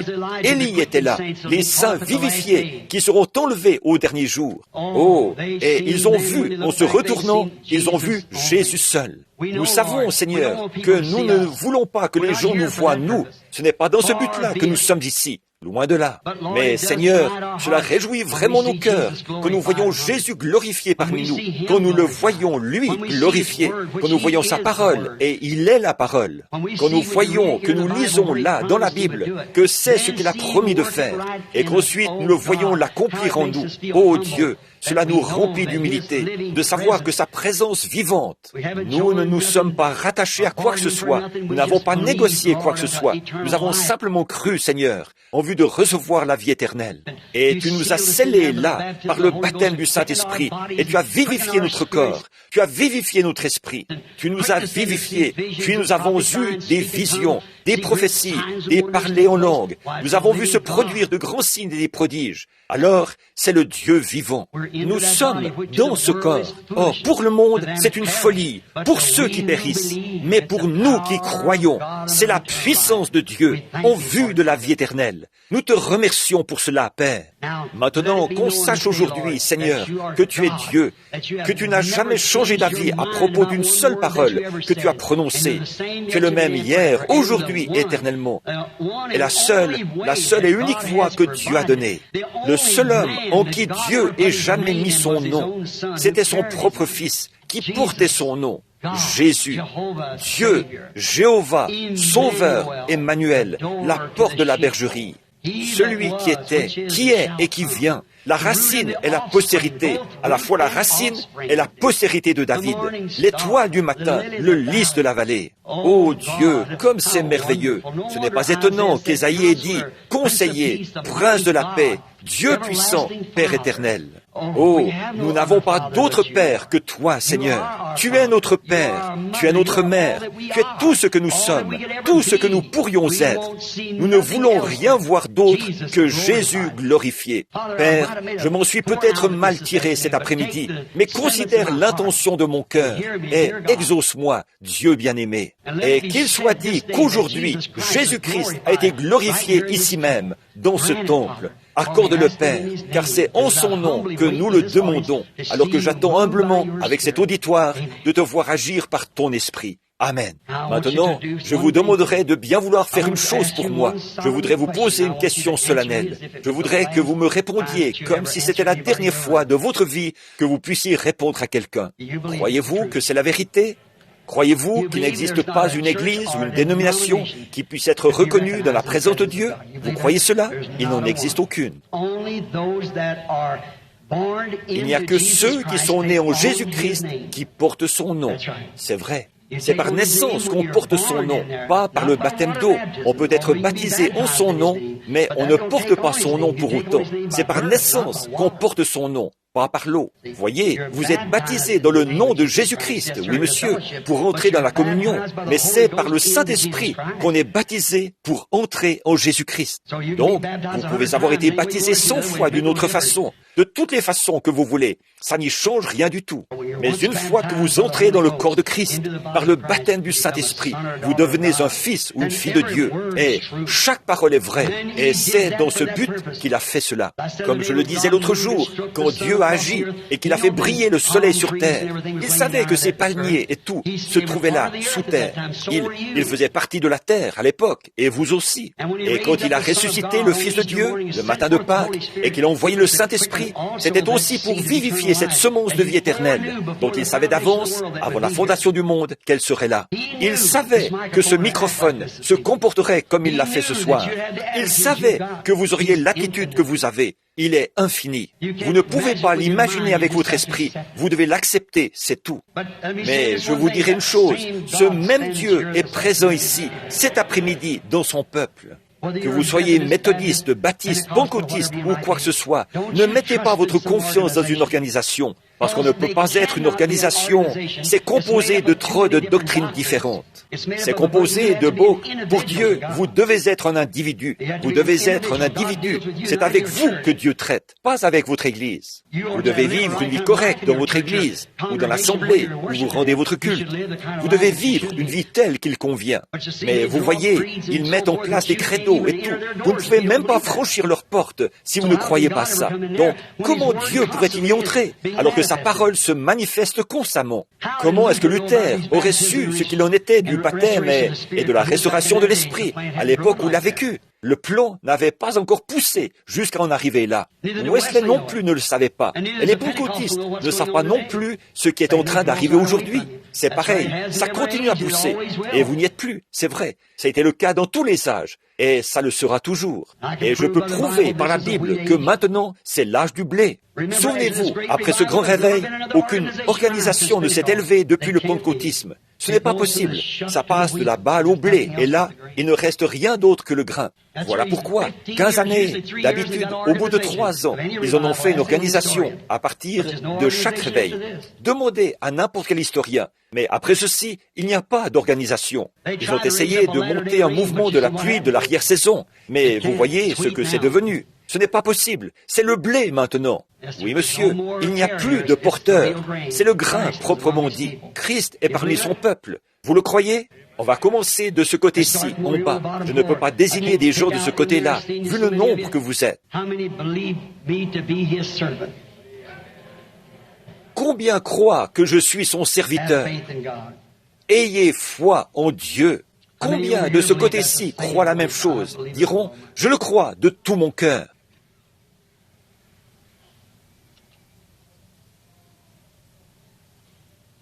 Que le Seigneur Dieu nous accorde maintenant de vous faire voir cette puissance vivifiante. C'est quelque chose, une preuve irréfutable qui le démontre. Oui, quelqu'un peut bien dire, « Oh, c'est ceci, cela ». Mais il faut que cela se mette en action. Là, il est absolument impossible que je sache quoi que ce soit de vous. Vous le savez. Je ne connais personne, à part une personne que je vois, et c'est le révérend Blair, là-bas, qui vient de bien loin dans l'Est, de l'Arkansas, je crois, ou quelque chose comme ça. C'est la seule personne que je connaisse, parmi celles que je vois dans l'auditoire. Dieu sait que c'est vrai. Donc, il faut que ce soit quelque chose qui... Il se trouve que je vois de ce côté-ci la petite dame qui est assise là, au bout. Vous avez un problème spirituel au sujet duquel vous êtes en train de prier. Croyez-vous que Dieu va arranger ce problème spirituel pour vous? Qu'il va arranger tout ça? Très bien. Ça vous est accordé. Posez la main sur l'autre dame qui est assise à côté de vous, parce qu'elle a un problème d'estomac pour lequel elle prie aussi. Oui, c'est vrai. Sœur, levez les mains si c'est vrai. Je ne vous connais pas. Je ne vous ai jamais vu de ma vie. 2 jeunes filles de couleur. Eh bien, qu'est-ce que c'est? N'est-ce pas exactement ce qu'il a dit qu'il allait faire? Exactement. Il y a une dame assise ici, qui regarde de ce côté-ci, assise là, elle me regarde. Elle a un problème cardiaque. Croyez-vous que Dieu va guérir votre problème cardiaque? Vous étiez assise là, en train de dire, en prière, « J'aimerais tellement que ce soit pour moi. » Est-ce que c'est vrai? Faites signe de la main, comme ceci, si c'est vrai. Comment est-ce que j'ai su ce que vous étiez en train de dire en prière? Voyez, il vous suffit de croire. C'est tout ce que vous avez à faire, croire. Il y a une dame assise ici qui est sur le point de mourir. Si elle ne guérit pas, elle a un cancer. Croyez-vous que Dieu va guérir ce cancer? Oui, vous le croyez? Bon, vu que vous avez mis un moment à lever la main, croyez-vous que Dieu peut me dire qui vous êtes? Madame Gunn. Bien, si c'est exact, faites signe de la main, comme ça. Voyez? Très bien. Rentrez chez vous. Jésus-Christ va vous rétablir. Si tu peux croire, tout est possible. Ça a frappé la dame qui est assise là, avec un chapeau foncé qui me regarde. Elle aussi, elle a un cancer. Vous croyez que Dieu va vous guérir? Vous le croyez de tout votre cœur? Je parle à Madame Miller. Vous croyez cela? Je ne connais pas cette femme. Je ne l'ai jamais vue de ma vie. Et le Dieu du ciel sait que c'est vrai. Amen. Si tu peux croire. Il y a une dame de couleur assise juste là, au bout. Elle avait la tête baissée. Elle était en train de méditer. Elle méditait à propos d'un être cher, quelqu'un pour qui elle prie. Elle est venue en fait pour prier, pour qu'on prie pour lui. Non, il n'est pas ici. C'est son mari. C'est exact. Il n'est pas ici. Il est à la maison. Il a subi une opération, n'est-ce pas? C'est exact. Il souffrait de problèmes de sinus et tout. C'est vrai, n'est-ce pas? Il ira bien. Votre foi a été forte pour cela. Vous croyez que ça va se réaliser? Amen. Pouvez-vous voir que Jésus-Christ est le même hier, aujourd'hui et éternellement? Demandez donc à ces gens. Ça s'est déroulé en plein dans l'auditoire. Vous croyez qu'il est ici? Vous sentez cette puissance vivifiante en vous? Eh bien, c'est le Dieu qui vous guérit, mes amis. Vous le croyez? Maintenant, je vous demanderai de me rendre un service. En effet, que tous ceux qui sont malades ici lèvent la main. C'est qu'il est bientôt 17 heures. Posez les mains les uns sur les autres et nous allons... Ne dites rien, là. Posez seulement les mains les uns sur les autres. Je voudrais que vous fassiez quelque chose. Dites, vous, le monsieur qui est assis là-bas, qui a une tumeur au dos, croyez-vous que Dieu va enlever cette tumeur de votre dos, monsieur? Croyez-vous que Dieu va vous guérir? C'est un jeune homme, il me regardait et il pensait qu'il allait être oublié. Levez la main, monsieur, c'est vrai, croyez de tout votre cœur et Dieu va enlever cette tumeur. Alléluia! Je défie tout cet auditoire au nom de Jésus-Christ. Si seulement vous, si votre conscience, ne la laissez pas s'endurcir par l'incrédulité, ne la laissez pas se troubler. Ne voyez-vous pas le Fils de l'homme? Le Fils de l'homme sous forme d'un message prophétique qui revient dans son Église sous forme prophétique pour révéler Jésus-Christ, le même hier, aujourd'hui et éternellement? Ça n'était jamais arrivé au cours des âges, jusqu'à maintenant. Voyez, là, nous en avons la preuve. Qu'est-ce que l'Église? Comment est-ce qu'on y entre? Quand vous y êtes, tout ce que Jésus-Christ était, vous l'êtes, au point d'être un fils, une fille de Dieu. Il est devenu vous afin que vous deveniez lui. En fait, ce qu'il y a, c'est que vous avez peur. Vous n'osez pas vous en servir. Ou bien alors, que vous ne collaborez pas avec sa parole. Or, ça ne servira absolument à rien. Peu m'importe ce que vous faites. Si vous n'entrez pas entièrement dans cette parole, ça ne marchera jamais. Qui peut m'accuser de quelque chose qu'il a dit et promis en cette époque et qui ne se serait pas réalisé? Bon, alors, ne m'assénez pas votre dénomination, car ça ne marchera pas. Alléluia! Je sais qu'il est ici. Je suis absolument certain qu'il est ici. Je sais qu'il y a maintenant assez de puissance vivifiante dans l'Église pour guérir chaque personne qui se trouve ici. Est-ce que vous pouvez le croire? Alors, dans ce cas, vous voulez bien le faire? Vous croyez dans la prière pour les malades? Vous croyez que Jésus a dit, ils imposeront les mains aux malades et ceux-ci seront guéris? Très bien. Posez les mains les uns sur les autres.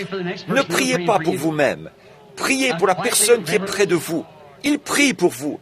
Restons calmes et respectueux. Seigneur, combien je te remercie de pouvoir me tenir ici, sur cette estrade, et prêcher une parole qui est tellement contraire aux pensées des gens aujourd'hui, au point qu'ils la taxent d'hérésie, ils la taxent de spiritisme, ils la taxent de mauvais esprit, comme ils l'avaient fait à l'époque, Belzébul.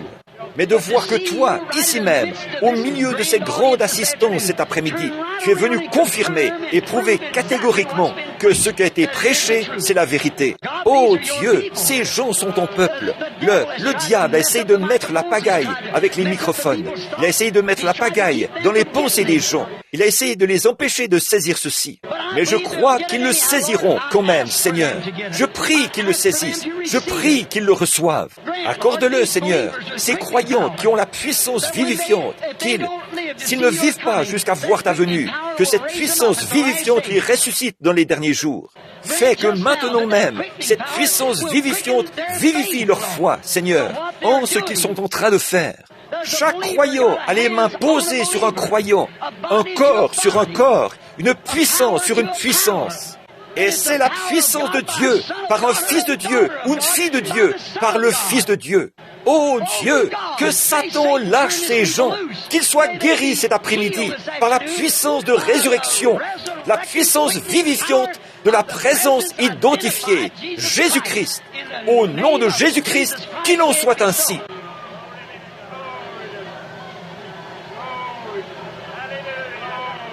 Les mains que vous posez sur les gens portent la puissance vivifiante. Si vous avez été vivifié, est-ce que vous avez pris vie? Est-ce que Christ est devenu réel pour vous? Est-ce que la puissance de Dieu a été manifestée? Êtes-vous dans cette église? L'église que Dieu a donnée.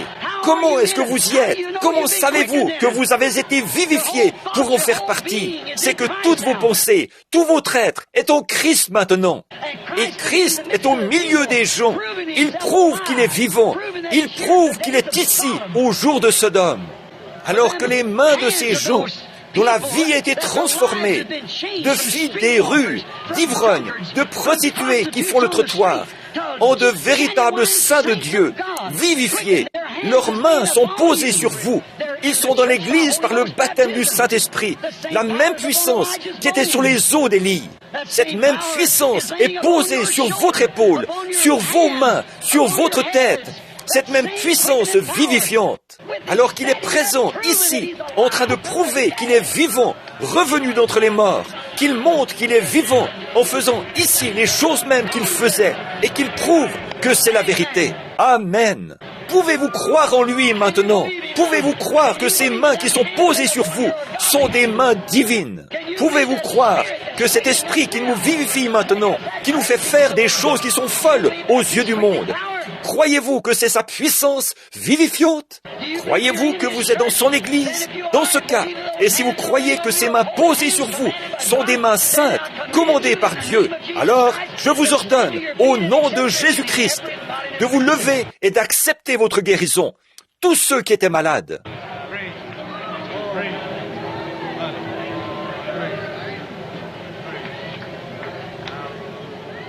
Ô chrétiens, avez-vous conscience de ce qui vient de se passer?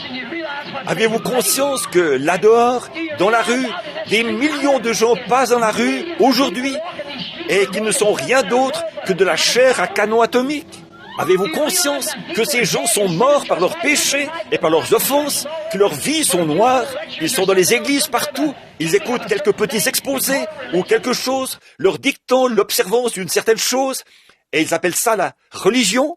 Avez-vous pris conscience du fait que vous êtes passé de la mort à la vie et que vous avez été baptisé dans le corps du Dieu vivant qui a vivifié vos corps? Et c'est là que se trouve le parler en langue et l'interprétation des langues et que nous voyons Jésus-Christ manifesté parmi nous. Oh, la maladie ne peut pas tenir dans un groupe comme celui-ci. Que votre foi s'élance vers lui. Croyez en lui. Dites, Seigneur Dieu, je crois de tout mon cœur.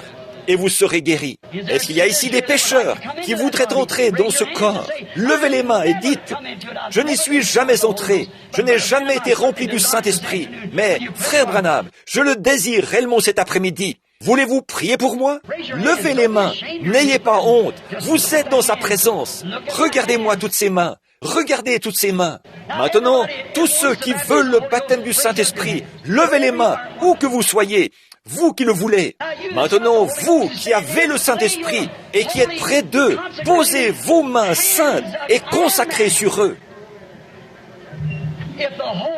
Si le Saint-Esprit qui a ressuscité Jésus d'entre les morts habite en vous, cela vivifie vos corps mortels, les ramène de la mort à la vie.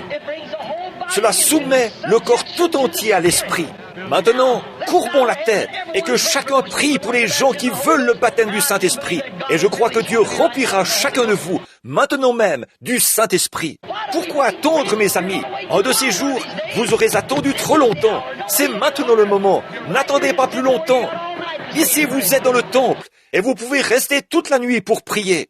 Dieu bien-aimé, je te prie d'envoyer le Saint-Esprit de nouveau, comme un vent impétueux, qu'il remplisse toute la maison, après l'identification parfaite à laquelle nous avons assisté ici, cet après-midi, comme quoi tu es vivant et tu es avec les gens, au nom de Jésus-Christ. Amen.